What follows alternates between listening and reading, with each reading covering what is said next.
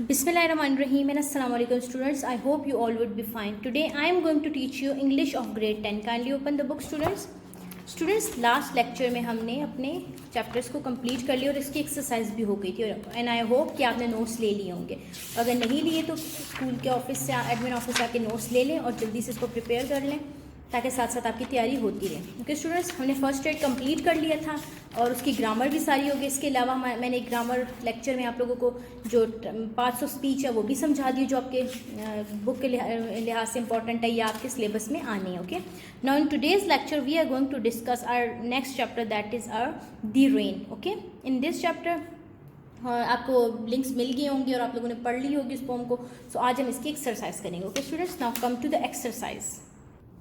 Students और first जो आपको क्वेश्चन आंसर्स को अवेलेबल होंगे वो आप स्कूल के ऑफिस से ले लीजिएगा और जो उसके मज़ीद हैं चैप्टर के एक्सरसाइज हैं वो मैं आपको सॉल्व करवाती हूँ. Now the first one is give an antonym for the each given word and make sentences with both words. Okay, so antonym क्या होता है स्टूडेंट्स? एंटोनिम वो जैसे होता है ना words opposite. So antonym is the specific word use for the opposite words. Okay, like rich, poor, top, bottom, near, far, light, dark, bright, dim or dull, noise, silence, lovely, ugly. Okay students, after that we have denotation and connotations. Connotation और denotation क्या होता है students? denotation जो होता है वो direct या literal meaning होता है किसी भी वर्ड का, और जो कैनोटेशन होता है वो इमोशनल या कंटेक्चुअल या कल्चरल मीनिंग, कोई अटैचमेंट होती है इसके साथ, ठीक है, या डिग्री ऑफ मीनिंग देता है. कैसे? जैसे मैं एग्जांपल देती हूँ तो होम, हाउस, रेजिडेंस, ड्वेलिंग, ठीक है. तो ये जो सारे वर्ड्स इसका मतलब होता है जिधर आप रहते हैं. लेकिन कैनोटेशन में देखा जाए ना तो होम के लिए cosy, living, loving, comfortable, feeling of security, actual building, residence भी हो सकता है, डेवलपमेंट, डिफरेंट का डिफरेंट मीनिंग है, ठीक है. सो इमोशनली उसके मीनिंग्स और हैं और जो लिटरल मीनिंग है उसके ग्रामर के लिहाज से या डिक्शनरी के लिहाज से वो चेंज है. सो ये दो फर्क होता है. उसके बाद स्टूडेंट्स ये एक्सरसाइज है कि आपके पेपर में मैसेज नहीं आती लेकिन फिर भी आप इसको दफ़ा कंसल्ट कर लीजिएगा. आप लोगों ने इसके मीनिंग्स लिखने हैं. You have to do it by yourself. Okay, फिर उसके बाद स्टूडेंट सी है. सी में क्या? विच कैनोटेशन इज मोर पॉजिटिव, क्योंकि वो जो लास्ट एक्सरसाइज वो आपके पेपर में मैसेज नहीं आती तो वो आप खुद करोगे और जो इंपॉर्टेंट है तो वो मैं करवाऊंगी आपको. Okay, a trip to the Khewra mine. अब देखिए कैनोटेशन कौन सी पॉजिटिव लगेगी? Fine, wonderful. So actual word is wonderful. Okay, dash people rode on the roller coaster. कौन से? Foolhardy, brave. दोनों में से कौन सा एग्जैक्ट वर्ड होगा? Foolhardy. We saw dash animal in the zoo. Fantastic, fascinating. Sorry. Okay, fascinating answer है. उसके बाद some of the monkeys made dash faces. Hilarious or amusing? It's hilarious. Okay. After that, everyone had a dash on his or her face on the way home. Smile or smile? So smile. Which connotation is negative? मतलब हमने उसमें positive connotation use की, इसमें हम negative connotations use करेंगे. We bought dash souvenirs to the Kevra mines. Inexpensive. I ate a sandwich, soggy sandwich. Okay, मतलब negative sense देना चाहिए. I did not like the dash of the gesture face, smile. It just made me feel dash frightened. Okay, उसके बाद हमने synonyms देने हैं student. synonyms S word, so आप इसी को याद रखिए कि synonyms means same meaning. Shine, fair, bright, twinkle, noisy, clamor, lovely. Lovely का आप कह सकते हैं कि आप मतलब कोई भी जो करीब तरीन वर्ड है आप उसका लिख सकते हैं. ये बाकी मैंने आपको बता दिया, लवली आप खुद लिखेंगे. लेकिन अगर आप हिंट के तौर पे देखें तो हिंट के तौर पे मैं आपको बता सकती हूँ कि लवली मीन्स जो ज़्यादा आप पसंद हो, ठीक है. So you have to write. Close भी आप कह सकते हैं इसको. सो इस सेंस में एक ही आपने खुद लिखना है, बाकी मैंने आपको लिख के बता दिए.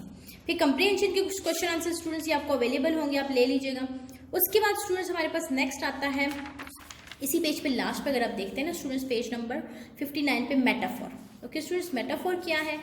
स्टूडेंट्स आप लोगों ने दो चीज़ें बहुत पढ़ी होंगी, सिमिली और मेटाफोर. सिमिली में तो एज और लाइक होता है, लेकिन जो ऐसा पार्ट्स ऑफ फिगर जिसके अंदर इम्प्लाइड कंपैरिजन मतलब डायरेक्ट हम बोल देते हैं कि जैसे मैं कहती हूँ he was a lion in the battle. अब वो लॉयन खुद तो नहीं था ना, लेकिन उसको डायरेक्ट वो शेर की तरह आया बैटल फील्ड में. तो शेर है तो नहीं लेकिन उसको क्वालिटी दी जा रही है. तो जब हम डायरेक्ट क्वालिटी देते हैं तो वो आपका मेटाफोर होता है, और अगर हम लाइक या एज यूज करते हैं दैट इज योर सिमिली. सो ये डिफरेंस ये अपने दिमाग में रखिएगा. He was lion in the battle. Okay, lion के कंपेरिजन है. The striker was a goal machine. The moon was a misty shadow. तो डायरेक्ट दे दिया गया, ठीक है. उसके बाद स्टूडेंट्स कुछ दी हुई हैं हमें बताना है इसमें से कौन सा करेक्ट है। Junaid is an ox, ox का क्या मीनिंग लिया हुआ है, डेफ, वीक, स्ट्रॉन्ग, तो strong will be the correct answer.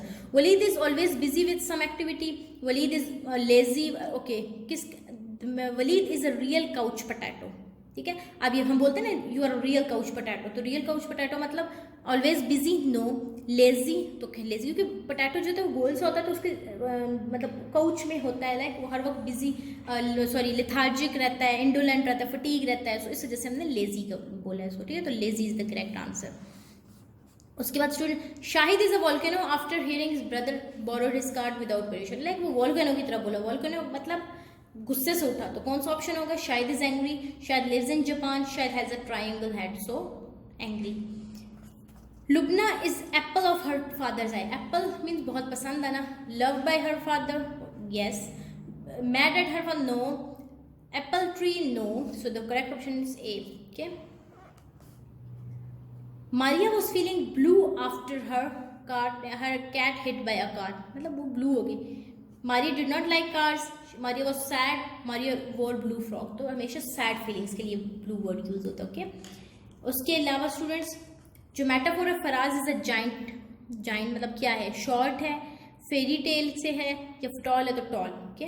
After that students हमारे पास मेटाफोर, आप लोगों ने पोम पूरी पढ़ ली है, उसके अंदर क्या था, आपको कुछ होंगे, उसके बाद फर्स्ट पर मैं समझा देती हूँ, बाकी आपने पोम पढ़ ली है, समझ ली होगी, आपके पास नोट्स में इसके आंसर होंगे, सिर्फ मैं एक समझाने का मकसद है कुछ समझ आ जाए। स्टूडेंट मेटाफोर किस तरह, जैसे रिच लीव्स बोला गया, तो रिच लीव्स का क्या मतलब है, रेन की बात हो, रिच लीव्स की कैसी बात है, तो स्टूडेंट जो हमारे अमीर तबका होता है वो ऊपर का तबका है, रिच है। उसके बाद तो इसमें वो बता रहा है कि रिच पीपल की बात की है कि उनके पास गोल्डन चांस होता है कि सबसे पहले वो ले लें और फिर down to the poor people आ जाए, ओके। फिर उसके बाद हमारे पास सन सिंबलाइज इक्वालिटी के लिए यूज हुआ है, तो आपने ये थी जो है आपके पास नोट्स में अवेलेबल होंगी, वहाँ से देख के कर लेना आपने।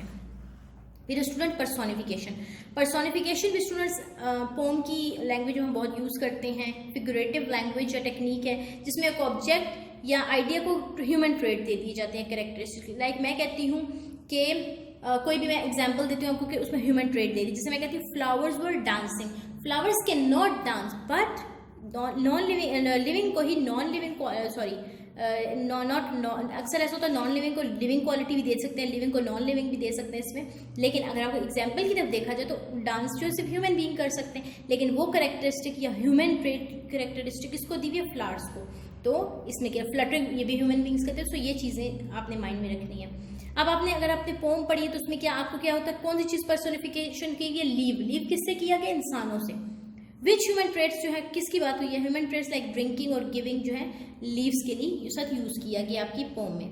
फिर स्टूडेंट्स ट्रांजिटिव और इनट्रांजिटिव, और लास्ट वीडियो में मैंने आप लोगों को ट्रांजिटिव और इनट्रांजिटिव वर्ब्स करवा दिए हैं, ऑब्जेक्ट वाले और नॉन ऑब्जेक्ट वाले, सो आप लोग इजीली ये कर लेंगे। The sun shines bright, intransitive, no object. I hear noise, okay, transitive verb. Ali drives the car carefully, transitive. You got angry with your sister, transitive. Sarmat ate a lot of sweets, transitive. Everyone tried very hard to win the race, transitive. She knows the secret, intransitive. Okay, now come to the next page students इसमें ऐसा है कि इसमें छोटा सा एक task है आप लोगों के लिए, जैसे आपको 2 सेंटेंसेस बनाने हैं हर वर्ड्स के साथ, लाइक राइट, ठीक है। तो अब मैं आपको एक चीज़ ट्रांजिटिव और इनट्रांजिटिव की इससे पहले स्टूडेंट्स मैं आप लोगों को करवा भी चुकी हूँ, लेकिन अब जो है इसके अंदर अगेन हमारे पास आ गया, तो हम ये करेंगे राइट। जैसे कि स्टूडेंट हमारे पास राइट है, ठीक है, तो आपने क्या करना है, इसका ट्रांजिटिव और इनट्रांजिटिव बनाना। जब इसका ट्रांजिटिव बनेगा तो इसका ट्रांजिटिव बनेगा राइट लेटर, ठीक है, लेटर है तो मतलब ऑब्जेक्ट है, और अगर इसका बनेगा intransitive he is writing. Play का होगा ही प्लेस क्रिकेट, क्योंकि वो साथ में जो है आपके पास एक प्रॉपर ऑब्जेक्ट आ जाएगा। डू नॉट प्ले हेयर, ये आपका आ जाएगा। सिंग की बात है, she sings a sad song, girls are singing, ये दोनों सेंटेंसेस बन सकते हैं, और ये बाकी आप खुद करेंगे। ओके स्टूडेंट्स, उसके बाद स्टूडेंट्स आपको दिए हुए प्रपोजिशंस लगाने हैं। सारा is getting out of taxi, तो फ्रेजल वर्ब्स आपके पेपर के लिहाज से बहुत इंपॉर्टेंट है, वो भी इन्हीं प्रपोजिशंस के तरीके से बनते हैं, लेकिन इनका करेक्ट यूज करना है हमने। फर्स्ट है शिराज इज गोइंग अप, जा रहे तो up. The furniture is in the van, so in the van. My friend lives in a flat, देखिए केमिस्ट शॉप के ऊपर है तो lives above. The boss is coming from the corridor, there is a garage behind the house. She walked along the lake. Okay, their statue outside the museum. Hassan and Ali are walking dash the stadium towards the stadium. Okay. Now comes to the next page students. इसमें भी prepositions दिए हुए हैं. So अब देखिए fly कैसे गई है आपने बताना है. It flew dash the chair. अब चेयर के देखें तो अराउंड. It crawl किससे की है? अब आप देख लें लेफ्ट चेयर तो क्या की है? अब चेयर से अप गई हैं तो ये अप लिखेंगे, फिर थर्ड पे ऑन, फिर अप, इनटू, आउट. ये चीजें आप लोगों ने देख के करनी है. आंसर आपको गिवन है लेकिन आप लोगों ने क्या करना है, पहले चेक करना है, उसके बाद यहाँ से देख के लिखना है. फिर स्टूडेंट्स पर एक्टिव और पैसिव वॉइस भी आपको करवाए जा चुके हैं, 9th क्लास में भी करवा चुके हैं, लेकिन इधर फिर आ गए हैं. सो आप लोगों को इसको करना है. जैसे कि पास्ट डेफिनेट में आ रहा है तो उसको कैसे चेंज करेंगे. सो हमें करेक्ट फॉर्म लगानी है. We dash later sorry